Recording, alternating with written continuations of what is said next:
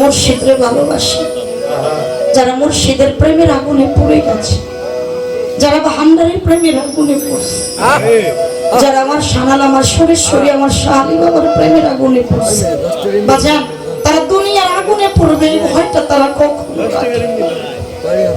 কিন্তু প্রকৃত পক্ষে একজন ভক্তের মুর্শিদ ছাড়া কোনো গতি নাই। মুর্শিদই একমাত্র ভব পাবে কান্না। তো সেদিকে লক্ষ্য করে ভাবুকের একটা গান ভোট ত্রুটি মানুষজন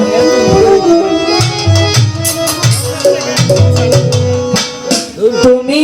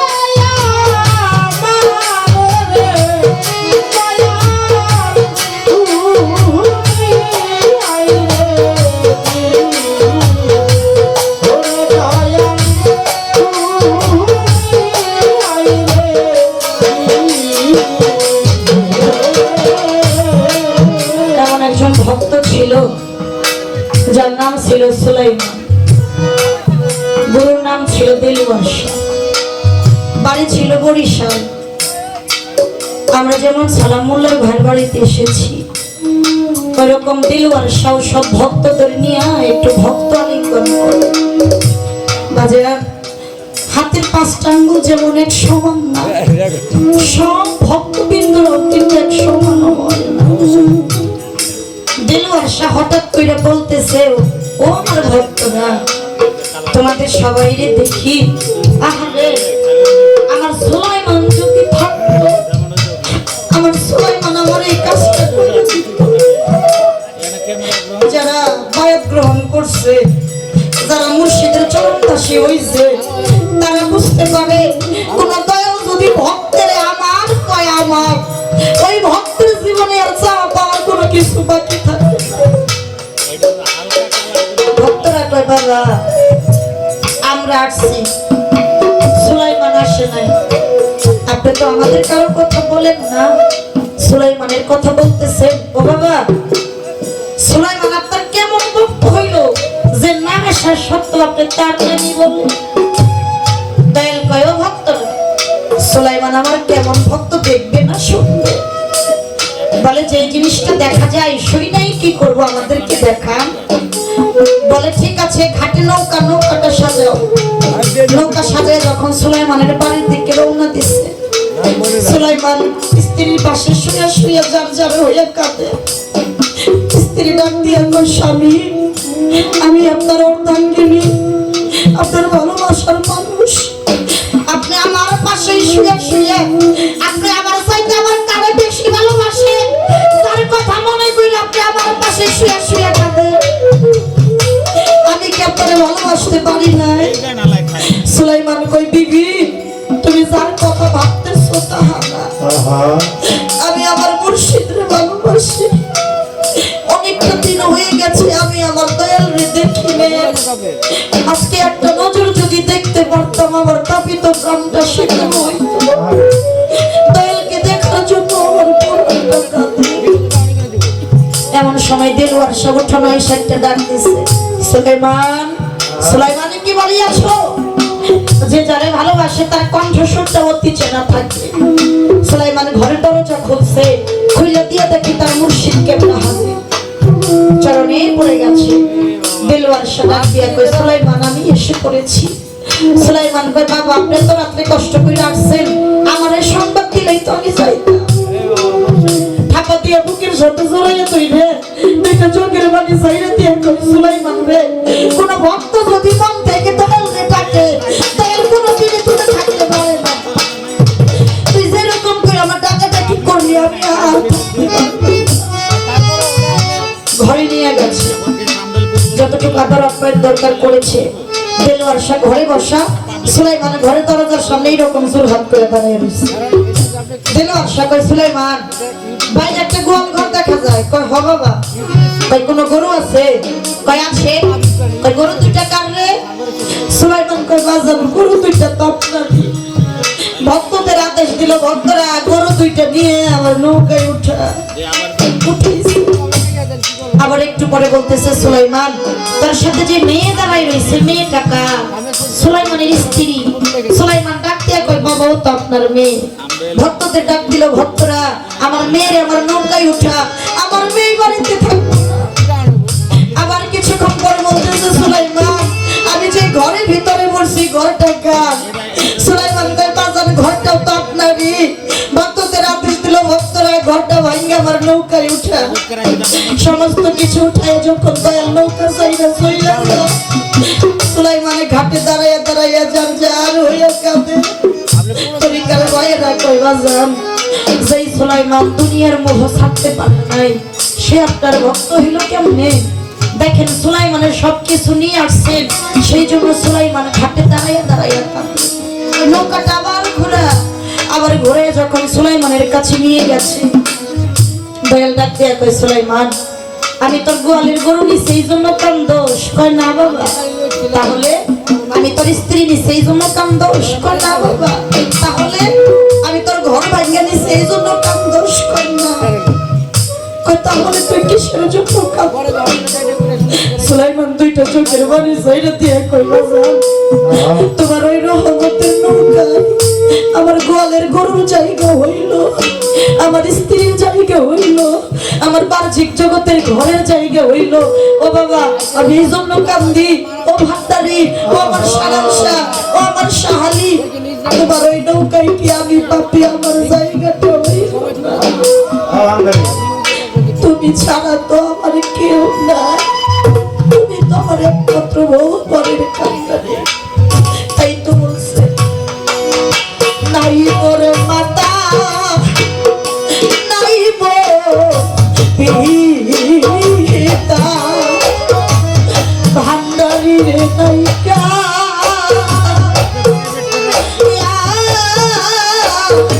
জোড়া দে